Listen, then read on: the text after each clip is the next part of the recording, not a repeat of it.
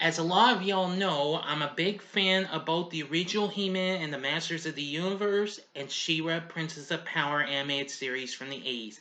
Let's talk about He-Man and She-Ra, a Christmas special. A special that I feel is way underrated, and I don't think gets much love from even fans of the show. Maybe. Just find out in this special review. Ho ho ho ho! This is Big D's Entertainment Rankings and Reviews. Ho ho ho! So, greetings, my fellow YouTubers, and welcome to Big D's Entertainment Rankings and Reviews. My name is Doyle, better known to you as the Big D, and this time around I bring to you a review of the 1985 animated television Christmas special, He-Man She-Ra, a Christmas special, released by Filmation, written by Bob Forward and Don Heckman, and directed by Bill Reed and Ernie Schmidt. The special actually premiered on this day 35 years ago. That's right, I forgot to bring it up, but it's okay. Yes, you heard me correctly. Of course, Lou Scheimer, the founder of Filmation, was of course the executive producer of this. Anyway, I can understand that there's some that kind of has a little respect and not much respect for it. Well, I've actually read that in the big book of He-Man and She-Ra episodes I got from this big He-Man fan. I'm pretty sure it's this thing that runs the He-Man.org site. He gave this a 5 out of 10, which I completely understand. This is sort of a mixed bag and what have you. Anyway, it has a little bit of a Christmas feel to it. Anyway, we start out on a snowy day at the Royal Palace on planet Eternia. Everyone's preparing for the birthday of the twins, Adam and Adora, alias He-Man and She-Ra. Well, Adam is helping Man-at-Arms finish up the Sky Spy, a space shuttle intended to spy on old Bonehead himself, Skeletor. The moment they head back to the palace, they are unaware that our favorite kooky little wizard Orko's up to something. He gets inside the ship and messes with the controls and what have you, and causes the ship to blast off with him in it. Well, Skeletor catches sight of the aircraft, and despite not knowing what it is or who is flying it, he gives chase after it in the Collector. Well, however, He-Man and She-Ra come along, but they're also unaware of Orko's, being in the Sky Spy. They soon punch a hole in the Collector, throwing it off course. Yeah, and send it back to Snake Mountain. Now this has some funny humor. Skeletor gives Spycore a parachute and President and I just laughed when he Rattler, Too Bad, and Webster are parachute hang on to each other parachute right for Snake Mountain. Oh boy. It's got its moments. It has some funny moments. Anyway, Orko manages to get the Sky Spy to land by way of a magic spell, which, of course, everybody knows on Eternia, Orko's magic kind of backfires. However, it causes the shell to disappear from Eternia's atmosphere and crash land somewhere on Earth. Once there, he encounters two children named Miguel and Alicia who had gone out to get their family's Christmas tree and become lost in doing so. Orko brings them to the Sky Spy where they explain Christmas to him. Back on Eternia, everyone discovered that Orko is missing when Queen Marlena shows his magic book was left near the launch pad. So Man-at-Arms manages to pull up the coordinates for the location of the Sky Spy, and to Queen Marlena's surprise, she recognizes it as Earth's coordinates. But however, Man-at-Arms transport beam needs a Carium water crystal, spelled differently, not to be confused with the Carium used in Brave Star. uh, which there are none on Eternia. In order to gain enough power to bring Orko back, Adora suggests that there might be one on her homeworld of Etheria. So, transforming to She-Ra, she rides off on Swiftwind. So, with Mermista's help, they manage to obtain a crystal, which is guarded by a fierce creature known as the Beast Monster. Yes, but however, to make matters worse, they are encountered by bigger trouble, the Monstroids. Yes, which don't mistake them as Transformers or GoBots or anything, but these things are menaces and what have you. But however, She-Ra and Swiftwind escape, though. Well, with the crystal in hand, Man-at-Arms gets the transport beam a work again, and Orko and the Sky Spy are transported back to Eternia, but to their surprise, Orko has brought Miguel, Alicia, and their Christmas tree with them. After explanations are made, the children are told that it may take a few days for the crystal to recharge before they can return to Earth. And they are quite distressed that they might miss Christmas. But anyway, Queen Marlena had an idea and decides to combine Amador's birthday party into a Christmas party, which sounds really good. Unfortunately, to make matters worse, Skeletor and his old teacher, Hordak, are summoned by their supreme master, Horde Prime, who believes that the Christmas spirit that is now brought to Eternia is the only thing that could stop his rise to power. Yeah, he orders them to capture the children, promising a reward, which, you guessed it, sparks a competition between Skeletor and Hordak, if you've seen She-Ra, of course, which had just finished its first season, I'm pretty sure, because it ran 5 days a week, you know. Anyway, well, back on Eternia, well, the kids are singing a little number Bo wrote. However, after all that, Hordak captures them with a tractor beam. Apparently, they and Orko are captured, and the evil Horde ship has been brought down by the Monstroids, and they've taken the children. However, the Manchines arrive to help them. Well,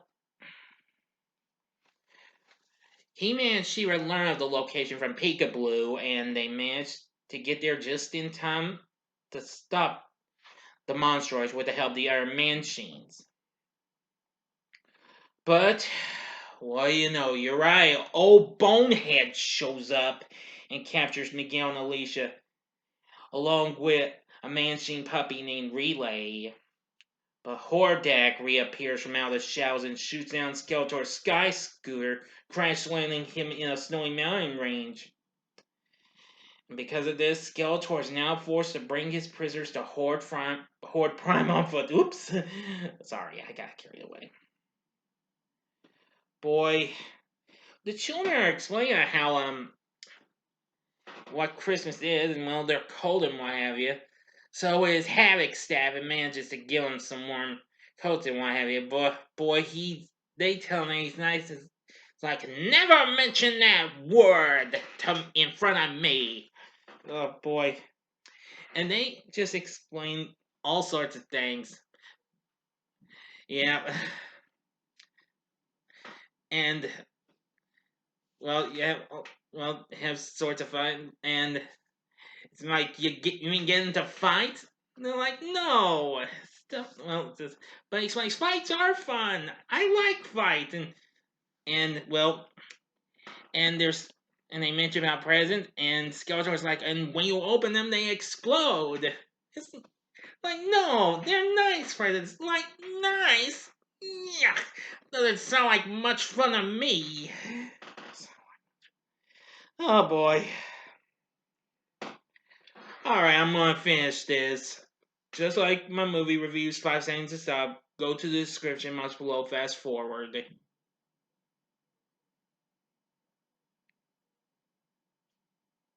I think you know the rest of the details, okay?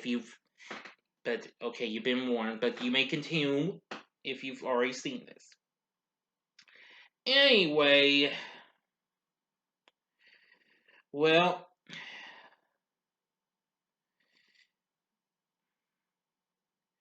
but Skeletor is still the bad guy, of course.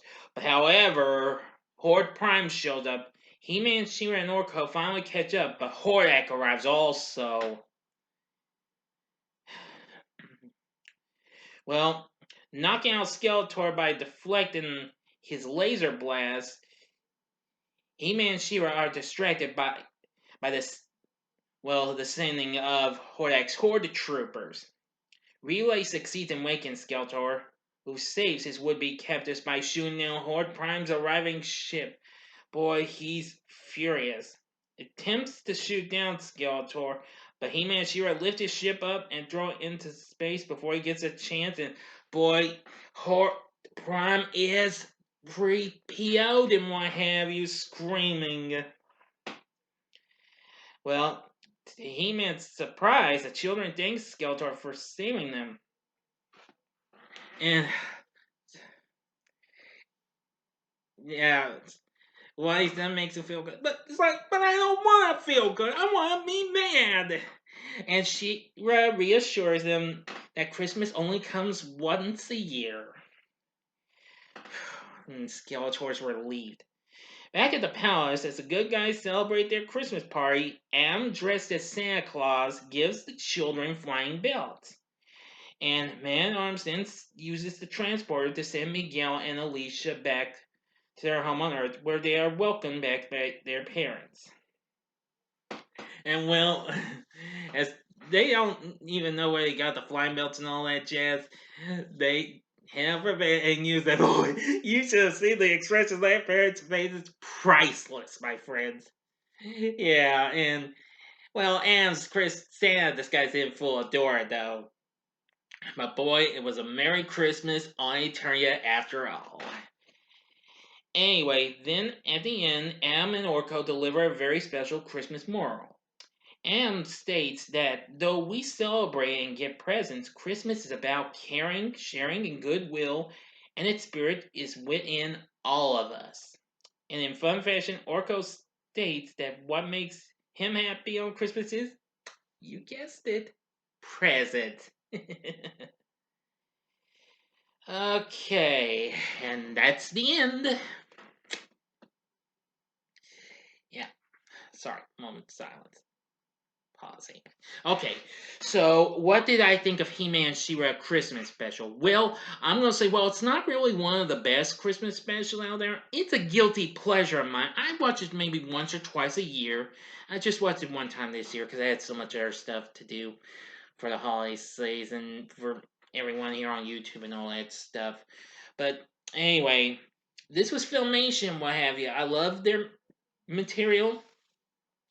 And I just love this special for, well, just for certain reasons. Because it's He-Man, She-Ra, and of course I've got the series. I may not have this special on DVD. It has been released on DVD from BCI Eclipse, and then again by Classic Mia. Now the special is currently available on the releases of the complete series of He-Man and She-Ra separately, released by Universal last year. Now if you don't have those, the full special is on YouTube on the He-Man YouTube channel page. So if you haven't seen it, I'd say give it one try. This is only a one-time recommendation. And if you're not satisfied, then I can't say I didn't try. But if you are a big He-Man or She-Ra fan, or if you're a fan of both, then give it a whirl, okay? So anyway, that's about all I can tell you, but I really thought it was a nice special in ways. So, what are your thoughts on He-Man She-Ra Christmas special? Please feel free to tell me in the comment section below. If you like this video, click the like button, subscribe to my channel as well, and be a part of the Big D Nation. And, well, I don't know what's going to come up next, because I'll have a few spoiler-free reviews coming up, which will include tons of them. Wonder Woman 1984, of course. Possibly you'll get maybe I don't know. Well, you'll get a spoiler-free review of Soul and We Can Be Heroes as well. Possibly News of the World and Promising Young Woman as well. Maybe those two, but stay tuned and find out. Thanks for watching, and if you like this, check out these other videos in which could definitely use all the watching they could get. In the upper left-hand corner is my TV log of the original He-Man, the Masters of the Universe. The upper right-hand corner is my TV log of She-Ra, Princess of Power. But if you want another anime that's special from Filmation, go to the bottom left-hand corner for my review of A Snow White Christmas that I reviewed last week. In the bottom right hand corner is the button you can click to subscribe.